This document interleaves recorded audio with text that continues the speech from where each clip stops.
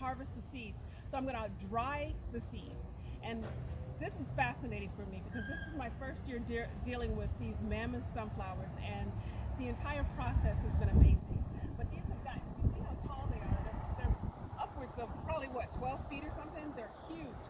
But they've begun to slouch over and dry out. So now I'm gonna cut down the big flower part and hang dry them so that I can harvest the seeds. So here we go. Timber! There's one.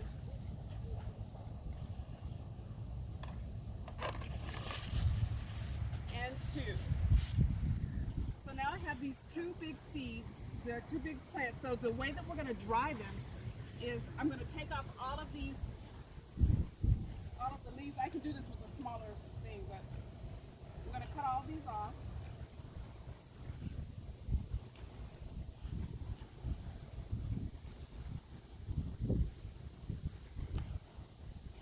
So once I get them all off, I'm actually going to use the notch to hang dry them with the other one. But if you want to take a look at the flower,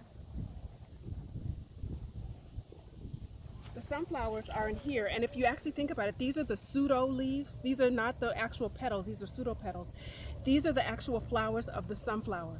These little things get pollinated by the bees, and then they go down, and the actual sunflower seeds are in here. So in order to save them, to harvest them, we take all of the flowers off to expose the sunflower seeds. And what we're going to do is put these, we're going to hang dry them inside the shed, because if they're left out like this, birds and squirrels and other animals will eat them, and we won't have any seeds. Once they dry out, we'll be able to roast them or save the seeds to replant for another time, or use them as bird feed in a bird feeder. So I'm just going to take all of these off, and I'm going to do this for all of them, for both of them, and then I'm going to hang them. Stop. There you go. So now I've taken all the leaves off. I've taken all the little pollinated flowers off. So now all the seeds are just exposed. You can see all where the seeds are. This is like 100% seeds, and if you break it open, you'll be able to see the actual sunflower seeds. They look just like the ones you buy in the store. So I'm going to let these dry out in the shed, and then I'm going to roast some. But I'm going to take these over to the shed. When you dry them, you want to hang them so that they fan out from one another. I don't want the big heads facing one another. So I'm going to hang them just like this in the shed, away from all of the little animals and rodents, and get them dried. So I've got them all twined together. I've got 4 of them. I have all the heads facing away from one another as much as possible. They're kind of fanned out. And I just use some twine around here. And I'm going to hang them inside here, inside my shed, so that the birds can't get to them. And I'm just going to let them dry out. And they'll dry fine like this, even with, you know, the humid conditions here in Texas. I think they'll be fine drying out in here. It takes a little while for them to dry. I want them to dry as much as possible. I'm just going to tie the twine here.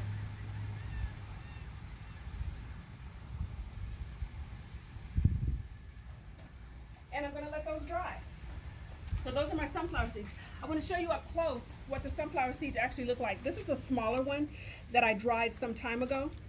So if you look really close, you can actually see the sunflower seeds, how they look exactly like what you see in the store.